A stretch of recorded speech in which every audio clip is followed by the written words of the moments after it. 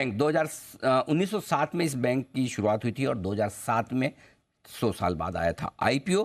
2019 में इलाहाबाद बैंक का merger Indian bank के साथ हो गया और 2022 में बैंक का ग्लोबल बिजनेस 10 लाख करोड़ के पार निकल चुका है और लगभग 5,800 ब्रांचेज है इस बैंक की। आइए मैं आपको मिलवाऊं बैंक के एमडी और सीईओ एस.एल. जैन साहब हमारे साथ कार्यक्रम में शामिल हो रहे हैं, जिन्होंने कॉमर्स में पोस्ट ग्रेजुएशन किया है। आप चार्टर्ड अकाउंटेंट भी हैं, कंपनी सेक्रेटरी भी हैं, CAIIB की प्रोफेशनल क्वालिफिकेशन भी आपके पास। अरे वाह, क्या क्या नहीं है।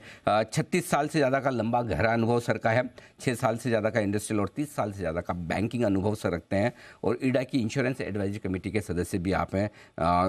सर बहुत बहुत स्वागत है आपका, धन्यवाद हमें समय देने के लिए। आपसे सवाल पूछना शुरू करूँ उससे पहले जल्दी से एक बार कल नतीजे आए थे, मैं एक बार हमारे दर्शकों के सामने रख दूं। नेट इंटरेस्ट इनकम 29% के उछाल के साथ आई है 5,500 करोड़ के पास। मुनाफा और भी बेहतर है, 47% बढ़ा है, 1,447 करोड़ के आसपास पहुंचा है। ग्रोस और नेट लेवल पर दोनों ही जगह एनपीए में तिमाही दर तिमाही कमी आई है। नेट इंटरेस्ट मार्जिन 4.25% से 3.6% के आसपास आए हैं। तिमाही दर तिमाही यहाँ हल्की सी कमी दिखी है। पहले तो बात नेट इंटरेस्ट इनकम और मुनाफे की करें सर, बहुत मजबूत ग्रोथ दिखी है दोनों ही जगह, क्या वजह आप समझते हैं सर? फर्स्ट ऑफ धन्यवाद सर। धन्यवाद। ये जो नेट इंटरेस्ट इनकम की ग्रोथ आपको देखिए, बिकॉज हमारा बिजनेस ग्रो कर रहा है। जी। अगर आप देखेंगे तो हमारा जो एडवांसेस है 14% से ग्रो कर रहा है। रिटेल हमारा जो है 13% से ग्रो कर रहा है, एग्रीकल्चर 16% से और एमएसएमई 7% से, और हमारा जो स्टैंडर्ड कॉर्पोरेट है वो 17% से ग्रो करता है। मिड कॉर्पोरेट हमारा 19% से ग्रो कर रहा है। तो इस वजह से क्या इंटरेस्ट इनकम आ रही है, मार्जिन अच्छे हो रहे हैं। और आपको पता है इंक्रीजिंग इंटरेस्ट सिनेरियो में भी हम चल रहे हैं, तो कंटिन्यूअसली बैंक जो है अच्छा एनआईआई की ग्रोथ दिखने में आ रही है। और इसकी वजह से एक तो ये वजह, दूसरा ये देखो हमारे असेट क्वालिटी साइड में भी हमारा जो रिकवरी है वो स्लीपेज से ज्यादा है। और कंटिन्यूअसली इस क्वार्टर में, इससे पहले क्वार्टर में, इससे पहले क्वार्टर में, ईयर एज अ होल, इसकी वजह से ग्रॉस एनपीए भी कम आए हैं, नेट एनपीए भी कम आए हैं, इनकम भी बढ़ी है, बैंक का ऑपरेटिंग प्रॉफिट भी बढ़ा है, बैंक का नेट प्रॉफिट भी बढ़ा है। Okay, perfect. तो नेट इंटरेस्ट इनकम और मुनाफा जो दो टॉप लाइन नंबर आप देखते हैं वहां पर बेहतरी है। तीसरी एसेट क्वालिटी को लेकर तिमाही दर तिमाही भी और साल दर साल भी आपके नेट और ग्रोस लेवल पर दोनों पर एनपीए कम हुए हैं। हालांकि ग्रोस एनपीए अब भी 6% के आसपास है। वित्त वर्ष 2024 में क्या उम्मीद रखी जाए सर, कितने और बेहतर हो सकते हैं? आप हमारा देखिए quarter on quarter last 2 years देखिए, ये कम होते ही जा रहे हैं, कम होते ही जा रहे हैं। हमारा टारगेट है इसको 5% से नीचे लाने का, तो अभी अब जल्दी देखेंगे, इसी साल में हम ये उम्मीद रखते हैं। और नेट एनपी हम लोग 0.9 के आसपास आ गए, सो लोएस्ट लेवल। सर एक चीज जानना चाहता था, और नेट आप इंटरेस्ट मार्जिन। देखेंगे जी तो जी हमारा जी जो जी सर, जी सर। कलेक्शन एफिशिएंसी है वो 95% है, हम्म। और एसएमए 1 और 2 जो है 0.5% है। जब आपके एसएमए 1 और 2 कम है, कलेक्शन एफिशिएंसी बेटर है, तो एसेट क्वालिटी इंप्रूव होगा। ठीक बात है सर। आमतौर पर वैसे बैंक्स के नेट इंटरेस्ट मार्जिन इस तिमाही में बढ़ रहे हैं, स्पेशली प्राइवेट सेक्टर बैंक्स में तो काफ़ी बढ़े हैं, लेकिन आपके तिमाही दर तिमाही 15 बेसिस पॉइंट कम हुए हैं। कोई खास वजह सर, और आगे किस तरह के मार्जिन आप मेंटेन कर पाएंगे? अब मैं बताऊं आपको, पिछले साल का हमारा मार्जिन 2.91 था, इस साल का 3.41 है, इस क्वार्टर का 3.59 है, लास्ट क्वार्टर का 3.74 है।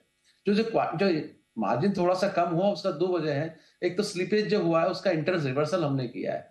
दूसरा क्या है कि इंक्रीजिंग इंटरेस्ट सिनेरियो में क्या है कि आपकी कॉस्ट ऑफ डिपॉजिट बढ़ती है। तो और इधर देखिए आप हाउसिंग लोन में, ऑटो लोन में वो पूरा पास ऑन नहीं हो रहा because of competition. So even then हमको लगता है कि हम जो 3.41 का जो हमारा मार्जिन है उसको प्रोटेक्ट कर पाएंगे। तो ठीक बात, लेकिन सर काफ़ी लोग ये मान रहे हैं सारे बैंक्स के लिए कि इस बार जो नेट इंटरेस्ट मार्जिन सभी के लिए वो लगभग पीक है, इन्हें पार करना मुश्किल होगा।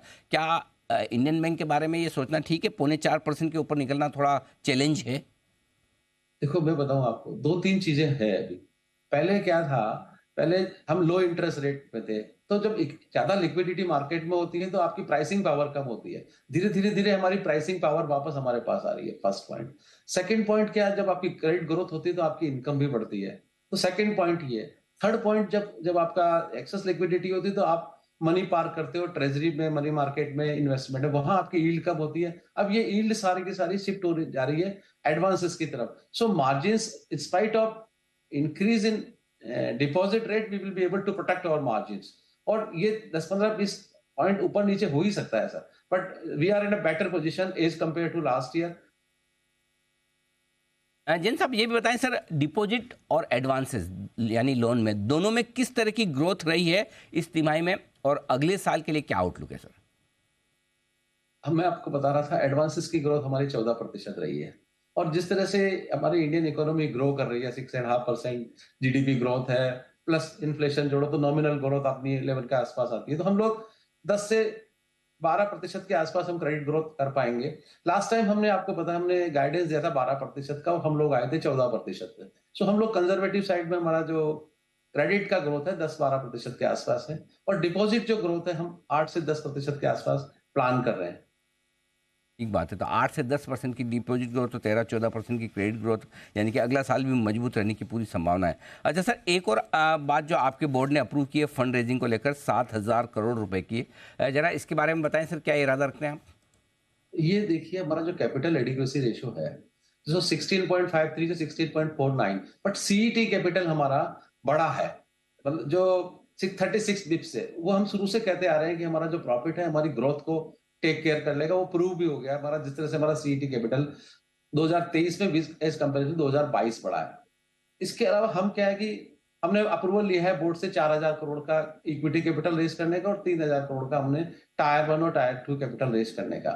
ये हम during the financial year 23-24 at opportune time हम लोग इसको करेंगे। But as far as capital is concern, bank is adequately capitalise. 16.49% capital है, जो 11.5 जो गवर्नमेंट रेगुलेटर आरबीआई के हिसाब से, उससे हम 150% के आसपास हैं। सो अगर अपॉर्चुन टाइम आएगा तो हम लोग इसको यूटिलाइज करेंगे इन द ईयर 23-24। ये हमारे लिए इनेबलिंग प्रोविजंस है। ओके, ठीक बात है सर। तो नंबर्स इस साल, इस क्वार्टर के बड़े मजबूत रहे, अगले साल भी आप ग्रोथ अच्छी मजबूती उम्मीद करें।